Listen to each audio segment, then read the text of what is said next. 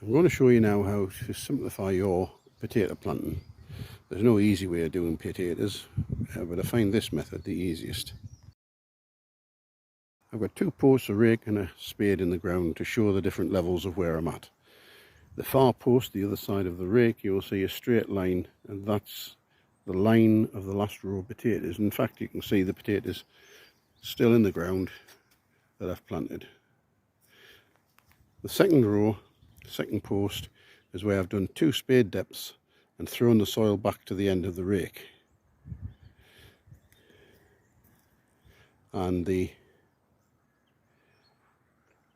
final one is another spade's depth, which I threw over, and you will see in front of the spade where I've already hilled. So the theory is, if you go to where the spade is without disturbing a new row of potatoes, you can rake and hill as you go. A lot of people wait until they've dug to the next line, which you can see my string line for my next row of potatoes. They go to that string line before the hill, which means they have to stand on top of the trench that they've put their potatoes in, thus damaging the potatoes for the future growth. It also makes life a lot easier because you can reach quite easily from where that first post is. In between the post and the spade is where I stand to rake. You can also see the line of potatoes, so you know exactly where to hill to. So now you can see I've dug to the far post and taken the first post out of the ground and removed the rake. I'm now going to hill that section there, which leaves the row potatoes perfectly formed, and you can now ignore that, apart from a bit of weeding and a bit of watering, till the end of the summer season. So as you can see, that's now the hills in line with the potatoes, and you can adjust the hill a little bit as and when the potato shoots come through. However, in essence, that's the simplest way to plant and hill potatoes. I'll show you exactly how I do the raking.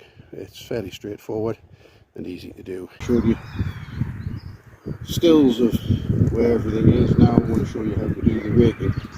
The easier you make the raking, the easier it is to plant potatoes. So you can see I've started here. I've hilled from here. First job is to take the big lumps and just put them in the bottom of the ditch. Don't worry about the weeds. I'll do a separate section on weeds on another occasion, but you can see that I've just took the weeds in, turned them upside down. Get the large lumps away, like this, and put them in the bottom of the trench. Then what we do is we put our foot in the trench so that you're miles away from the seed potatoes, and you literally just pour the soil to create a hill, pushing the soil into place on both sides.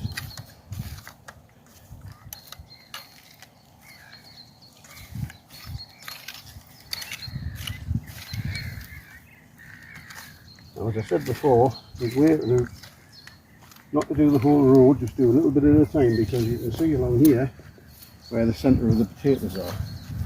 So it gives you a real good idea where the hill needs to be.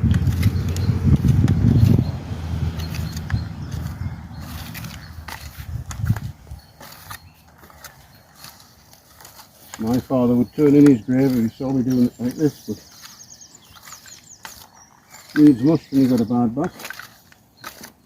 My father would wait until he would rake the soil level and then wait for the potatoes to come through and then hill around the potatoes.